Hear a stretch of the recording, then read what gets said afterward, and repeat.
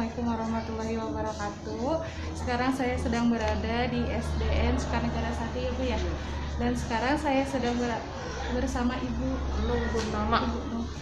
Sebelumnya Bu boleh memperkenalkan diri terlebih dahulu. Alhamdulillah, nama saya Nung Purnama, mengajar di kelas 4 SD Negeri Sukarnegara 1. Baik ya Bu ya, di sini saya akan mewawancarai Ibu tentang pembelajaran di masa pandemi. Apakah pembelajaran di sekolah ini daring atau tatap muka? Pada awalnya semuanya daring. Selama 1,5 tahun itu kurang lebih, kami melaksanakan daring di sini.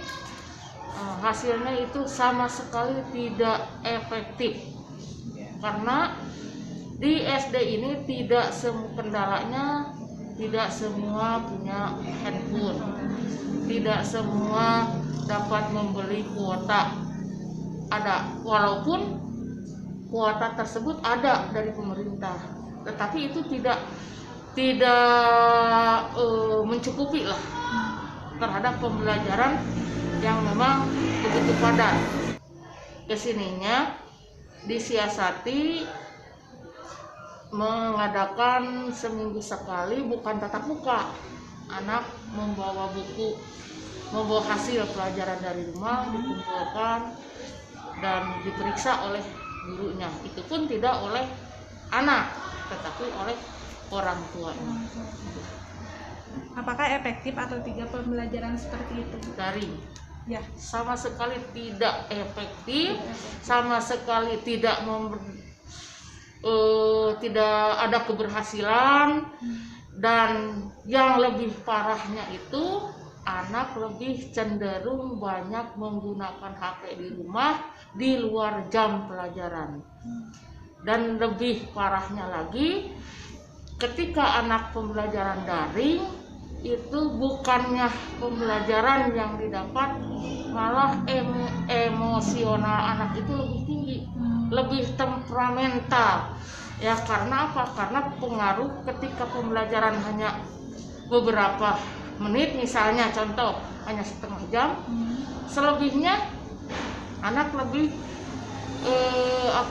lebih tertarik main HP dengan nonton YouTube, game gitu. Ketika orang tuanya, ini berdasarkan hasil wawancara juga dengan orang tua, ketika anak sudah nyaman megang HP, setelah pembelajaran susah untuk diambil oleh orang tua. Terus kalau model pembelajaran apa yang biasa Ibu gunakan saat pembelajaran sekarang? Dari model pembelajaran sekarang yang digunakan adalah satu melalui modul, kedua melalui pembuatan video. Jadi guru mencari sumber, kemudian membuat video di sekolah dan di-share ke anak-anak, atau melalui WA, jadi video call. Ya, video call per anak? Enggak, ada di kelompok. Kan bisa masuk ada ya. 4 orang.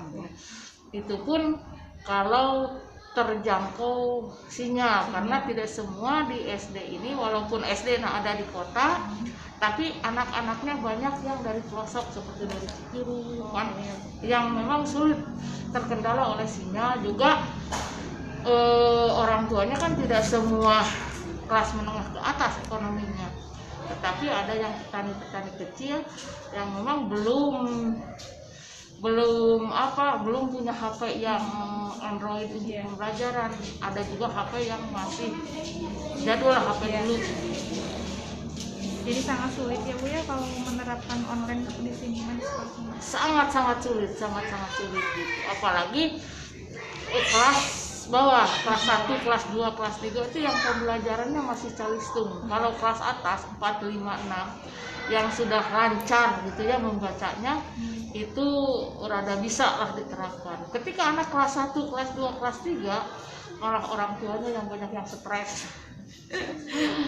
Gitu. Terus apa saja perbedaan kurikulum yang biasa digunakan dengan kurikulum pembelajaran sekarang? Kurikulum yang sekarang kan kurikulumnya diefektifkan, diefektifkan karena situasi kondisi yang seperti ini. Jadi tidak ada perbedaan, cuma dipersempit saja gitu. Iya, perbedaannya Efektifkan itu saja. ya. Terus apa harapan kepada pemerintah untuk perbaikan kualitas belajar online sekarang? Harapan kepada pemerintah ini ya,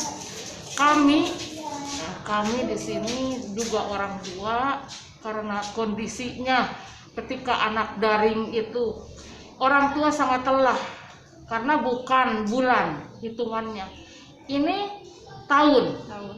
Ini tahun ya, mohonlah ada kebijakan karena ketika sekolah ditutup dan tempat rekreasi dibuka, anak malah berkerumun di tempat rekreasi. Tetapi kalau sekolah dibuka, nah kesempatan anak untuk main itu tidak ada karena terikat oleh sekolah. Ya, kami bukan menyalahkan pemerintah, tetapi inginnya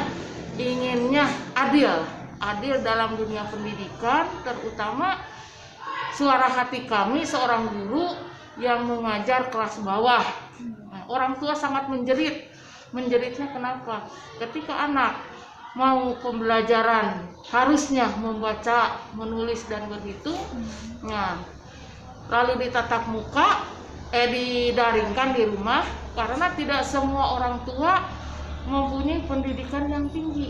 Terkadang gini kendalanya, terkadang ketika orang tuanya pendidikannya di bawah dan harus mengajarkan daring, walaupun itu dipandu oleh guru, tetapi tetap orang tua kewalahan mengajar anaknya ketika menghadapi pembelajaran yang seharusnya pelajaran itu dipelajari di sekolah. Nah, jadi mohon itulah ke pihak pemerintah bagaimana di masa sekarang ini agar minimal anak-anak itu keluar dari sekolah itu tidak punya bekal apa-apa. Terus jika ada kesempatan untuk mengungkapkan isi hati atau pendapat Ibu terhadap kondisi sekarang pada dunia pendidikan, apa yang akan Ibu ungkapkan? Yang saya ingin ungkapkan kekhawatiran anak-anak di masa depan. Ya. Bukan sekarang terasanya, tapi sekian tahun ke depan mau di bagaimanakah generasi bangsa kalau pendidikan sekarang ini begini adanya. Gitu. Jadi yang dikhawatirkan itu bukan hari ini atau besok, tapi sekian tahun yang akan datang, bagaimana anak-anak generasi penerus bangsa ini untuk mempertahankan bahwa bangsa Indonesia itu adalah seorang bangsa yang maju, yang berpendidikan. Pokoknya harapan yang terakhir dari saya sebagai guru, jangan hambat langkah kami untuk mencerdaskan bangsa.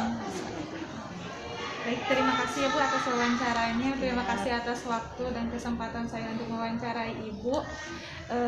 Assalamualaikum warahmatullahi wabarakatuh. Waalaikumsalam. Assalamualaikum warahmatullahi wabarakatuh. Sekarang saya ada di Sekolahan MTS Negeri 4 Sukanegara ya Bu.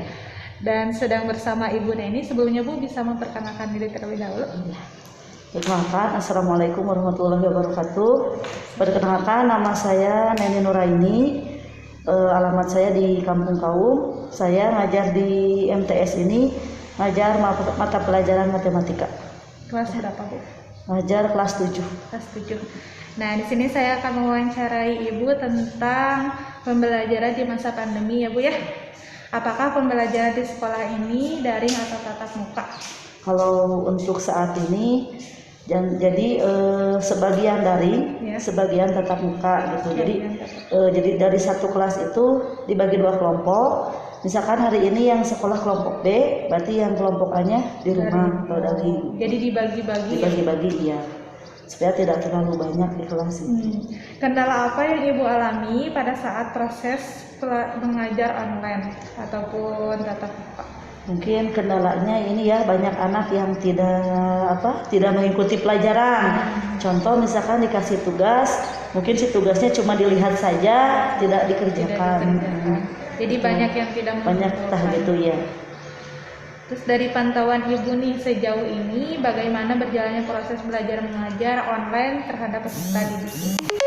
Mungkin ya tidak efektif lah. Tidak efektif gitu ya. Kalau menurut saya ya lebih efektif tetap muka gitu. Tidak efektifnya karena ya mungkin satu, anak tidak kurang tanggung jawab gitulah kalau di rumah. Terus kedua ya kadang mungkin kendalanya kuota atau jaringan gitu.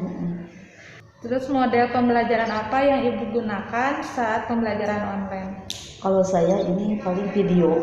Jadi saya bikin video pembelajaran, udah saya bikin lalu dikirim ke anak gitu. Lewat HP ya, jadi WA. ada ya WA. Jadi pembelajarannya video. Terus dikirimin lewat WA Ya. dan dilihat oleh anak-anak. Ya, ada gitu, disimak, dipahami gitu. Kayak lihat di YouTube kayak gitu ya? Iya, iya. Terus apa saja perbedaan kurikulum yang biasa digunakan dengan kurikulum pembelajaran online? Bedanya ya mungkin dari pertama waktu dikurangi ya, misalkan 40 menit dari 1 jam pelajaran, kalau selama pandemi jadi 20 menit. Tuh. Terus itu juga materi tidak semua tersampaikan. Jadi ada sedikit dikurangi ya karena waktu gitu. Terus apa harapan kepada pemerintah untuk perbaikan kualitas belajar online? Mungkin ya